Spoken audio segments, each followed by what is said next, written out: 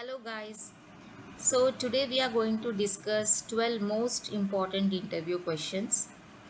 So I don't say that only these 12 are only important. Apart from these, there are another set of questions which are also important, which are equally important. But in this video, we are going to cover only 12 questions. So let's start with the first question. So before providing you answers, let me explain you one by one. So what is software testing? So simply putting, we can say we are performing software testing to find defects in the software, right? But you have to deliver the answer in a very proper way so that interviewer can get impressed. You can answer this way. Software testing is the process to find defects in an application so that we can deliver quality product to the business owners. Business owners are nothing but clients, or we can say stakeholders. So this is how we can answer. Now next question, why software testing is important? Software testing is important. The answer is same, but we need to provide the answer in a slightly different manner. The answer is same, that software testing is important because we need to provide a quality software to the business owner. But this is how you can answer. Software testing is important to verify the quality and reliability of the software product. That is to ensure that software functionalities are working as expected. So reliability is nothing but, you know what is quality. So reliability is nothing but is how trustworthy is the software. Now the next question, what is functional testing? So functional testing is nothing but, now we are just testing the functionality of the software. So what is that? If suppose you have entered the user ID, you have entered password, now you need to click on the submit button. Now when you are clicking on that submit button, you are expecting it to perform some function, right? So you are expecting it to function in such a way that it will take you to the other page, landing page or home page, whatever page you are expecting. So that is one function. So in an application, we are going to perform such kind of testing. Okay, now let me provide you the proper answer to deliver it to your interviewer. Functional testing ensures that the functions and features are working as expected based on the requirements. So the requirements are given to us by business owners. So business owners have given us some requirements. So based on these requirements, we have created an application which has some functions and features, and it should work as expected. So that is what functional testing. Now what is non-functional testing? In non-functional testing, we are testing the performance of an application. For example, not only the performance, we are also testing the stability and usability. So performance is nothing but, if suppose we are clicking on submit button, and after clicking on submit button, we are going to test within how many seconds we are redirected to another page. Now 100 people are clicking on this at the same time, then we are going to note down the time. If it is taking, suppose it is taking 1.2 seconds. Okay, now again we are going to test the same functionality, same thing, by putting some more load, that is maybe some 200 people. Then now again we are going to note the time, how much time it is taking us to the another page. So this is what performance. Now stability, in the stability is also a slightly difference, there is a slight difference in the stability. So in the peak time, we are going to see how the application is behaving. We are going to put some load and we are going to observe how the application is behaving, whether it is getting hanged or it is working properly or not. Now usability. Usability is nothing but how user friendly it is, how easy it is to use. So non-functional testing ensures that performance, stability and usability of the software is working as expected.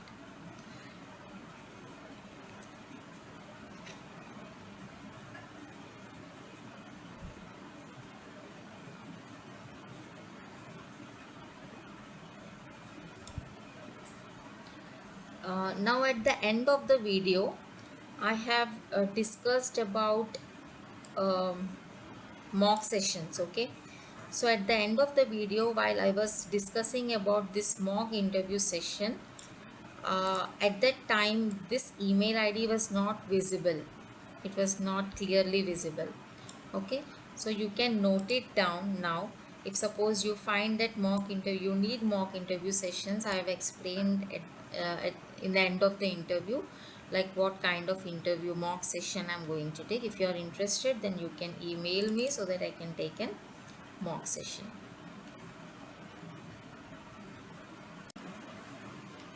So what is smoke testing? So once the developer has given you the build, now he has developed the software, coding, everything is completed.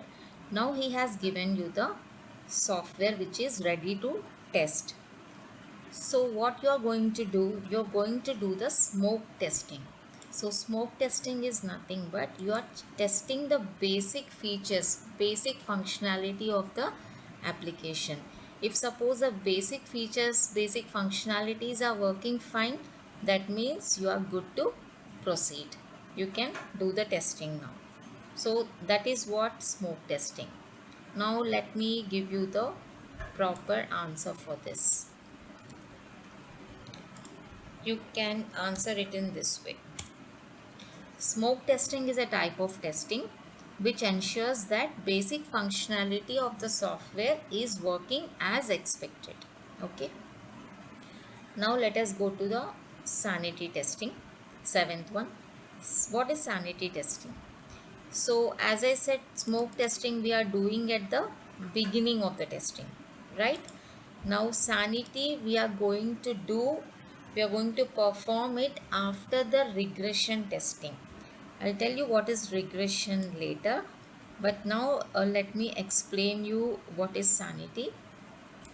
So if suppose now a developer has fixed some defect, there is a defect. Okay, now we have informed the developer that there are some defects.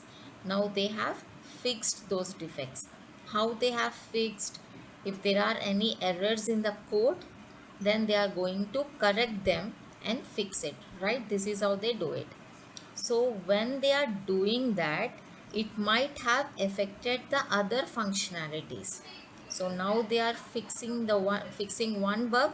So what's happening now? It may lead to rise of another defect, right? So there are chances. So we need to perform the sanity testing to ensure that no new defect has been arised after fixing the old bugs. Okay, and the answer you can provide in this way. So sanity testing ensures that new defects have not been introduced after fixing the defects by developer. So in this brackets, it is just for your understanding. This testing is done after regression testing. So why we are saying regression testing? Also I'll give you what is the regression testing in my next video, but now you can understand that regression testing is done to ensure that there are no new defects. So once the developer has fixed all the defects, we are going to perform the regression testing just to ensure that no new defects has been arised in other modules. Okay, about this we will discuss in detail in next video, in the next set of interview questions. Now what is the difference between verification and validation? Or else let me do one thing. As we are discussing about sanity, let me add this question here. What is regression? what is regression testing? Okay, and let me give you the answer, and also I'll explain you what it is. So regression testing is performed to verify that changes done in the code while fixing the bug has not introduced any new bugs. Okay, now developers have fixed the old bugs, so we need to ensure that now it has not impacted on the existing functionality of an application. So this is what it means. Now let me go to the other one. Difference between verification and validation. So verification is nothing but, now I'll give you one example. Now business analyst has gathered all the requirements from the stakeholders, from the business owners, right? So by that, what he is preparing, he is preparing business requirement document, and by referring business requirement document, system architects are preparing system requirement specification document. Okay, so now in these documents every requirement is mentioned. Okay, in a technical perspective, everything is mentioned in BRD and SRS document. Now, so we are building a software by referring these documents. So what we are, how we are building the software? We are building the software to meet the requirements specified here, right? But in validation, what is happening? By the time of validation, we have completed the build. Developers have developed the build, that is the software. Now we are going to check, we are going to verify whether this software is really meeting the end users expectation. End users means we, who after releasing the software into the market, we are going to use it, right? If it is user friendly or not, if for what the purpose the software has been developed, is it really fulfilled by this software? Are we really, are end users really happy with this software? So all these things comes in validation. So just whatever requirements are mentioned in BRD SRS, we have referred that and we have built the software. That is verification. In validation, we are validating the software, how user friendly it is, whether it is fulfilling the end users needs. And the answer is uh, this is the perfect answer you can provide to an interviewer. Verification ensures that software is developed as per the given requirements. The given requirements which is collected by business analyst in BRD and SRS. Okay. Now validation ensures that the software which has developed is meeting the end user's need. So this is the difference. Now what is defect life cycle? You know what is the meaning of defect, right? Defect means it's a bug. If suppose any functionality is not working as expected, it is a defect. Now, so they are asking the life cycle. So if suppose you are a tester, okay, you are working in an organization and you found a defect in the application. So what you will do? You need to raise a ticket. You're going to raise a ticket, right? And once you raise the ticket, okay, let me explain you in this way. One moment. Let me copy paste this here. So you found a defect, right? Now you might be using some tool, like most of the companies are using Jira to log a defect. If suppose you find some defect, so you need to provide the proper description in that tool. Like we are using Jira, in many companies Jira is used. So you need to log a defect. So as soon as you log that defect, that status will initially, that status appears as new. Okay, after new, then we need to assign it to some developers. Okay, so the status has been changed to assigned to whoever it is. And then once developer has taken that task, now he had started working on that, the status changes to open. Now after that, if suppose he is fixing it or fixed, then the status changes to fixed. That means now it is ready to retest. Now testers need to retest it. If suppose in the process of retesting, if suppose still we are finding that bug, it has not been fixed properly, or still there is some issue, then what we are doing, we are not closing it, we are reopening it. That means again it has to go to assigned stage. So again developer, again we need to assign it to some developer is going to pick that, then again it goes to open, then again he will be fixing it, then again we are going to test it.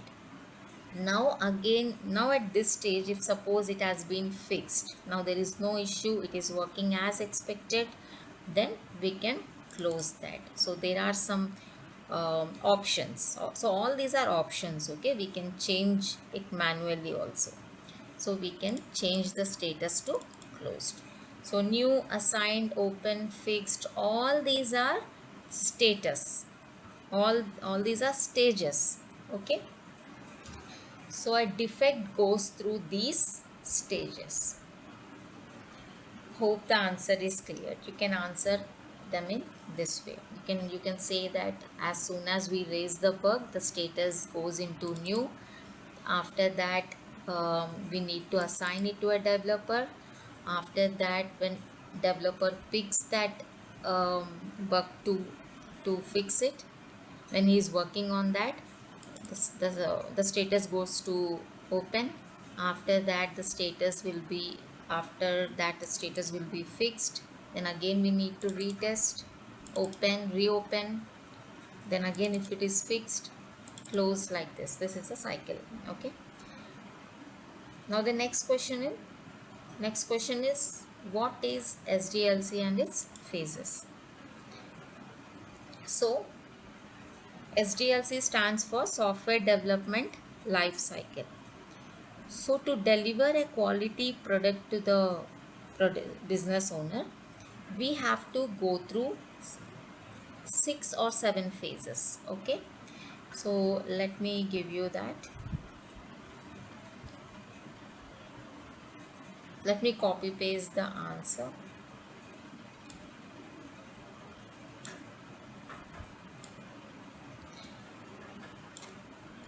Okay, here is the answer. So the first phase is requirement gathering, second phase coding, third phase testing, fourth one deploying, fifth is maintenance. So in requirement gathering phase, what's happening? Business analyst is gathering all the requirements from the stakeholders or business owners. Then once it is done, it goes to the designing phase. In designing phase, system architects or sometimes developers are designing the application. So the outcome is high level design and low level design. So it is nothing but we are going to design how the screen is going to look, how each and every module is going to look, and they are going to design the prototypes are nothing but miniature of the application. Here we are not developing the entire application, but we have a sample of the software, a miniature of the software. So we'll come to know, okay, after developing the software, this is how it is going to work, this is how it is going to look and all. Then also we are going to design the schema of the database, where we are going to store the data, which type of data, where we are going to store, and the data flow, data mapping document, everything we are going to maintain or design in this phase.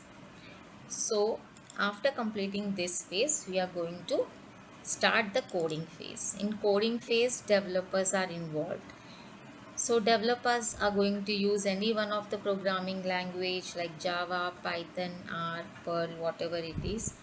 They are going to develop the application. Once they have developed the application, now testers comes in picture. Now testers are going to test the application to find the defects. Now in the deployment phase, we are delivering the quality product to the client. Okay, now we have finished the finished testing, we have finished the development, we have finished testing. Now we confirm that everything is working fine. Now we have delivered the product to the client. So how we are going to do that? We by deploying. In maintenance phase, the last phase is maintenance phase is nothing but warranty period. Here here we are going to fix the defects without charging anything from the client in the warranty period. Okay, in this period, if client is coming us and saying that these things are not working properly, there is some error in this functionality, then we need to fix that without taking any amount. Now the next question, what is STLC and its phases? So STLC is nothing but software testing life cycle.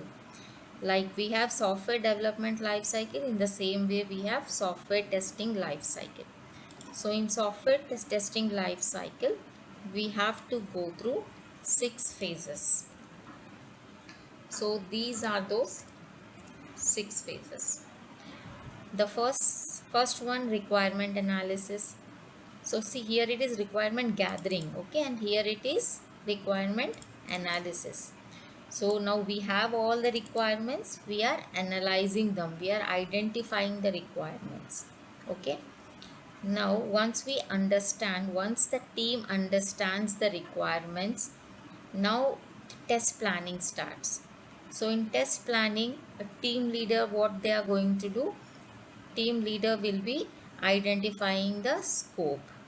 Okay, what is the goal of uh, this requirement, why we are doing this, and then schedule and deadlines, like by what time, within how many days, within how many months we are going to complete all the features, all the user stories. What is user story, that I will talk in the later stage.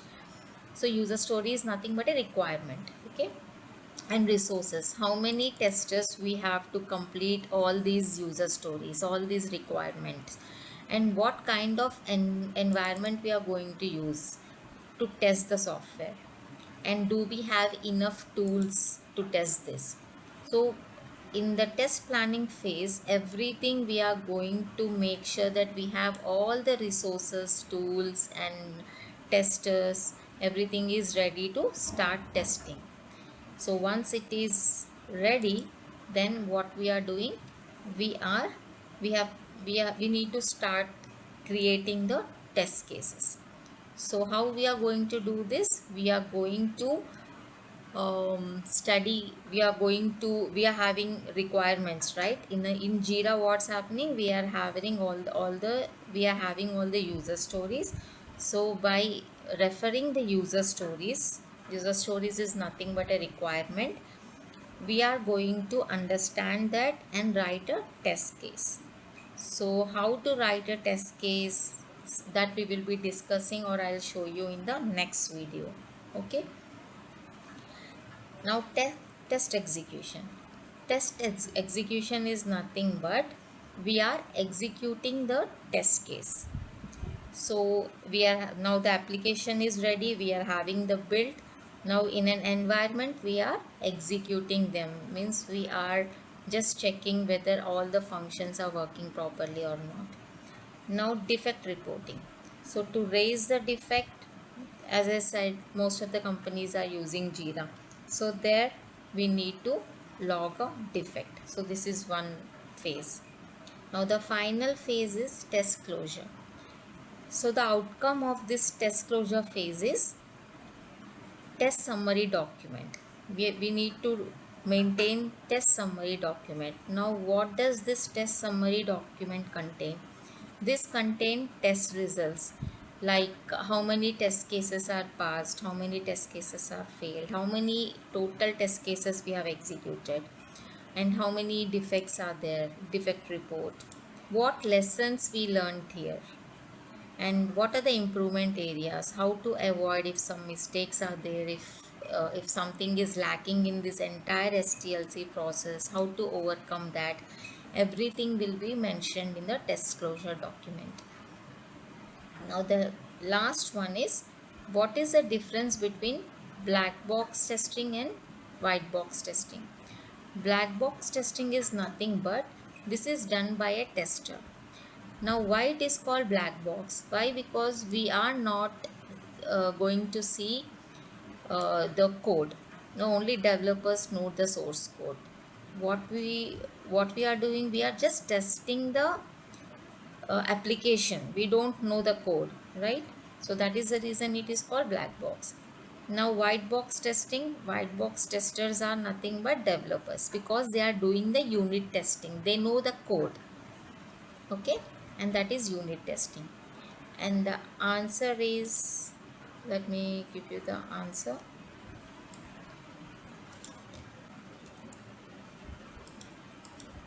So here is the answer.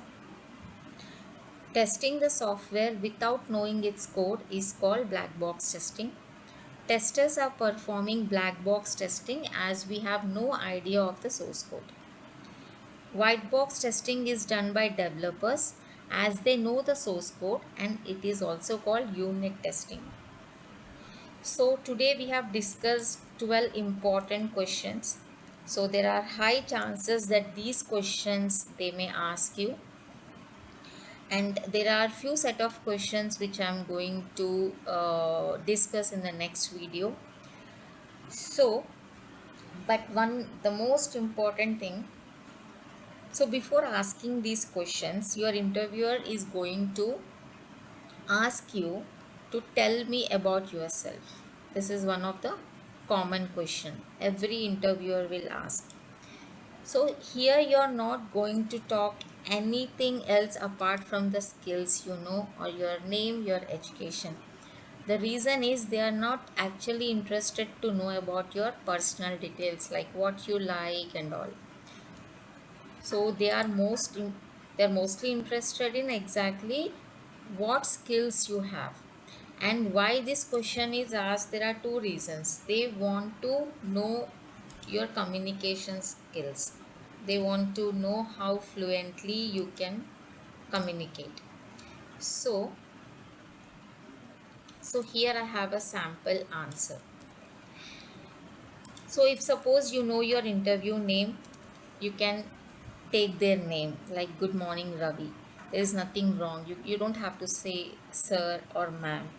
Okay, you can feel comfortable to call them by name. If suppose like the sample, now you can say my name is Kavita. I have completed graduation from so and so university. To become an efficient software tester, I started upgrading my skills in the field of testing like SDLC, STLC, testing methods and techniques, test case creation and execution, and so on. I strongly believe that my skills and knowledge makes me a good fit for this job. So as a fresher, if you are giving this much of introduction, this is more than enough.